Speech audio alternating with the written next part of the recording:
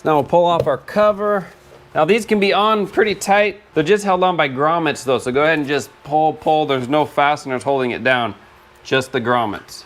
So we'll go ahead and disconnect all our electrical connectors up here, even this one here. Now on these ignition coils, they have a gray locking tab that locks in. We just want to pull that up with a screwdriver, and then they're just regular pinch, and then you can pull the connector off. So we already had these off when we were doing the diagnosis, but there's a little gray lock tab you pop up. Maybe this is a better angle. So we'll get all these, all this, right there, just so that this harness is free to move as needed. So on this, the cam position sensor, it's a little wire that you push from the bottom up, and the whole sensor plug can come off. This little wire right there. There's one more in the back here for another cam sensor. Comes off the same way the front comes off. There's that little wire that you pinch up. This has already been disconnected from the box, so we can leave that. 4 ignition coils, 10 millimeter.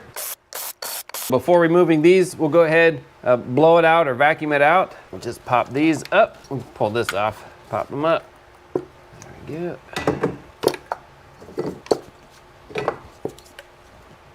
Okay, and we do have to take our high pressure fuel pump off. 19 millimeter, now there will be some pressure, but there shouldn't be a crazy amount of pressure, but we'll still put a rag over the top of it, wear goggles. There we go, just a little squirt, and that was it. We can leave this one on, it's flexible. We'll just move it out of the way. So the pump is a 10 mil here and a 10 mil on the other side.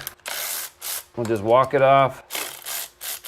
It may be under a little spring pressure, depending on where the cam lobe is. So we'll just walk it off a little at a time.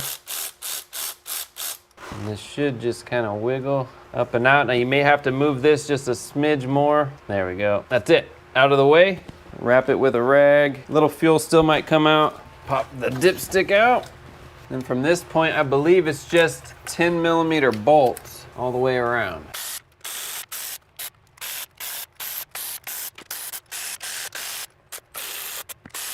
Okay, should lift up. There we go. There's a seal here, and then there's a gasket right here that goes for your high pressure fuel pump. You wanna make sure that that gasket is seated in nice and good too.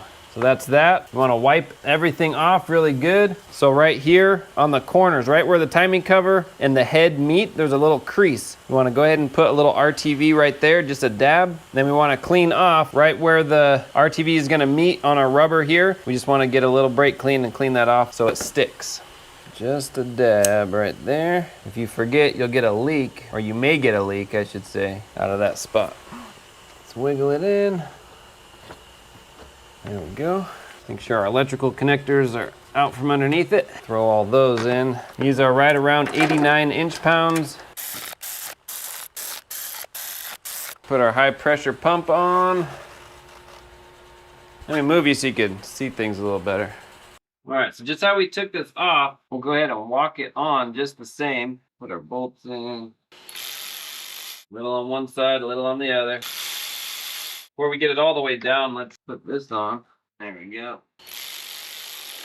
So the 2 mounting bolts are 10 foot-pounds, and the line is 23 foot-pounds. Put our dipstick in. Put our coils in. Now, depending on your mileage, you can go ahead and replace the spark plugs. Now would be a good time to do it since you got the coil packs off. This still has a little over 10,000 miles to go, so they're gonna wait for now.